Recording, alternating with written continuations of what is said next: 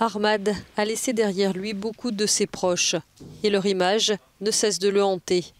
Avec sa famille, ce réfugié afghan est arrivé en Italie en août dernier à bord d'un avion militaire.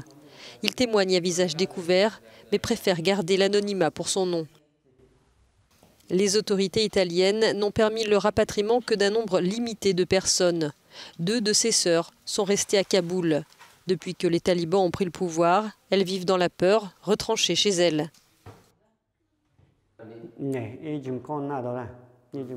Je pense tout le temps à elle. Nous sommes très inquiets. S'il s'agissait d'hommes, on se sentirait mieux. Quitter l'Afghanistan serait moins difficile. Et nous sommes inquiets non seulement pour mes 2 sœurs, car elles n'ont personne pour s'occuper d'elles, mais aussi pour toutes les femmes en général. Elles ne peuvent pas travailler.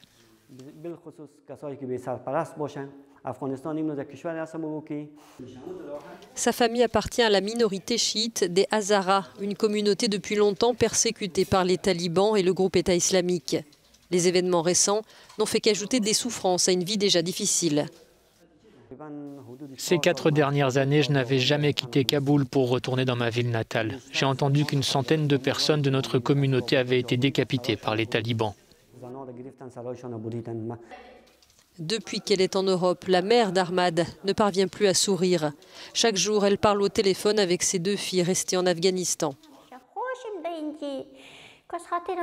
Je suis contente d'être ici, mais je n'arrête pas de penser à elles. Ce sont des femmes et il n'y a personne pour s'occuper d'elles. Quand je leur parle, elles me disent que la situation est mauvaise et qu'elles se sentent terrifiées. Malgré les difficultés pour s'adapter à ce nouveau pays, les sensations de liberté et de sécurité sont un réel soulagement pour tous.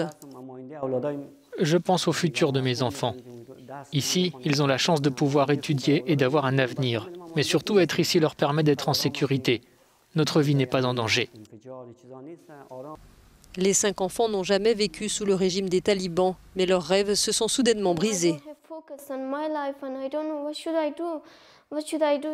Je n'arrive pas à me concentrer sur ma vie. Je ne sais pas ce que je dois faire. Est-ce que je dois seulement penser à moi? Je ne peux pas. C'est si dur pour une fille, pour tous ceux qui sont en Afghanistan. En Afghanistan, mon rêve était de devenir une politicienne, mais maintenant j'ai changé d'avis. Je veux être artiste ou médecin. Ce qu'ils ont accompli ces dernières années et la prise de conscience qu'ils ont eue leur font espérer un avenir meilleur qu'ils auront eux-mêmes choisi.